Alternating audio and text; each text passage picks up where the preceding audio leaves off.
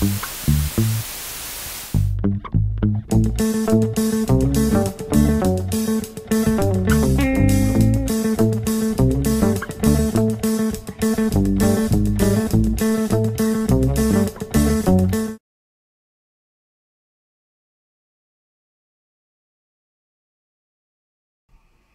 bonjour, bienvenue sur Cocotte TV pour une nouvelle vidéo de présentation. Aujourd'hui, une tablette chinoise, la Honda V989. V989 avec une petite particularité, nous avons la V3, il y a plusieurs versions. Pour le savoir, pas de miracle, malheureusement ce n'est pas noté sur les fiches techniques. Mais au dos de la tablette, il y a ici la référence et nous avons clairement indiqué V3. Tablette avec un dos en aluminium, comme on peut le constater, une petite caméra en haut, bouton power pour le volume. Un peu de plastique sur le dessus avec la connectique qui comprend le son, HDMI, un port USB 3, très important, donc avec un câble qui change du micro USB que nous avons l'habitude ou du mini USB en 2.0. Le câble est fourni dans le bundle, on fera donc attention à ne pas le perdre. Et bien entendu, un petit emplacement pour une carte SD. Nous avons deux haut-parleurs sur le bas, la finition est bonne, il n'y a pas grand chose à dire. Et au niveau de l'écran, nous avons du 9,7 pouces en 2048 par 1536. Donc une dalle avec une bonne résolution, proche de l'iPad pour ne pas dire comme l'iPad, voire que c'est celle de l'iPad. Et malgré le film, les couleurs sont très sympas, c'est réactif, il n'y a pas grand chose à dire. L'interface maison Honda OS, on aimera ou on n'aimera pas. À la ferme, on est plutôt mitigé puisqu'en fait c'est vraiment une interface, une surcouche et non un remaniement complet de la ROM comme le nom pourrait le laisser penser. OS, on reste sur de l'Android pur en 4.4, c'est très simple. On fait un petit tour dans les paramètres et on le constate. Nous avons un menu classique. Petit plus, ici nous avons le Smart Screen qui va permettre d'activer ou non la coupure de l'écran. Si on continue à regarder, il y a la caméra qui va observer le regard et couper l'écran si on n'est plus devant. À part ça, c'est tout ce qu'il y a à dire. Au niveau des caractéristiques, c'est disponible en 16 ou en 32 Go. Wi-Fi, Bluetooth 4.0. A priori, il y a aussi des versions 3G, 4G. Ça ne nous concerne pas.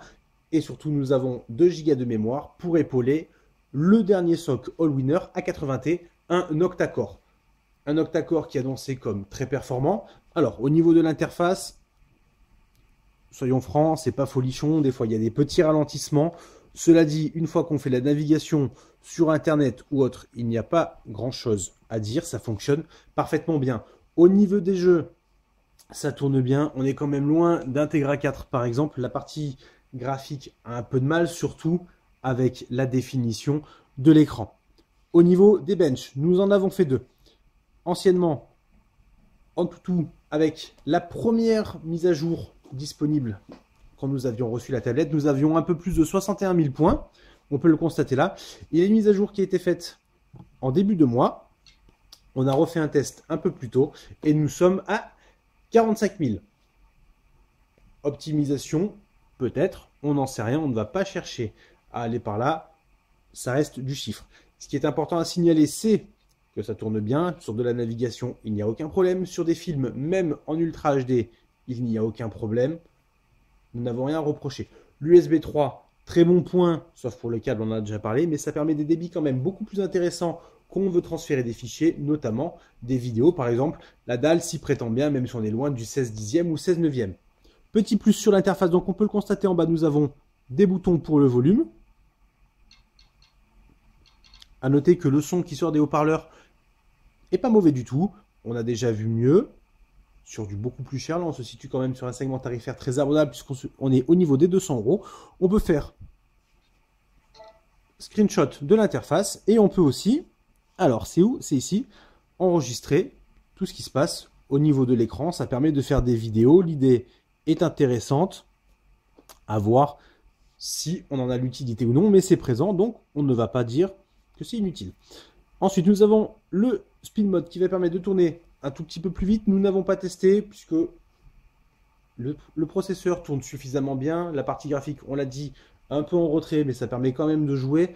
Alors pourquoi avoir plus? Honnêtement, pour nous, ce n'est pas utile. Les applications installées, il y en a pas mal.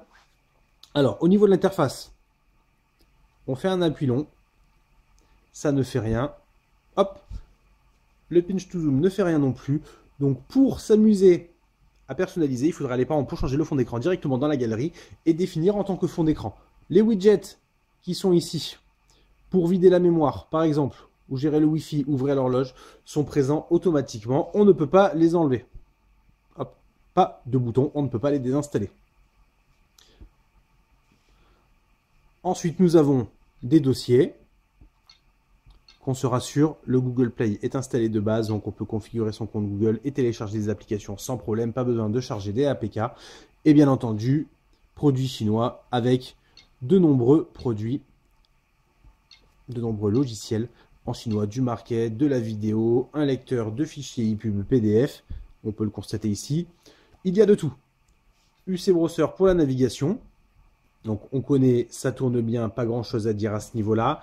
Nous avons testé avec Opera et Chrome. Tout tourne parfaitement. Pour les films, nous avons fait un petit test en streaming via VLC depuis un NAS Asus Store. Rien à dire, ça fonctionne.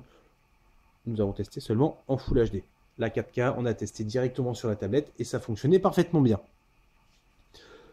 Donc, pour le prix, nous sommes plutôt satisfaits. À voir les tests poussés avec les différents benchmarks, bien entendu, mais l'USB 3, c'est un petit plus. Pour l'autonomie, pour l'instant, nous n'avons pas fait de test, mais ça tient largement les 5 heures sur de la navigation. On espère plus, bien entendu. La finition est propre, forcément, le petit plastique ici pour être un peu contrariant, mais c'est quand même plus simple. Pour l'intégration de la connectique, et ça permet de diviser un peu les coûts. Et la dalle, forcément, est très bien, elle est de qualité. On apprécie énormément. Après, il faut aimer le 4 tiers. En attendant le test, on vous souhaite une bonne fin de journée.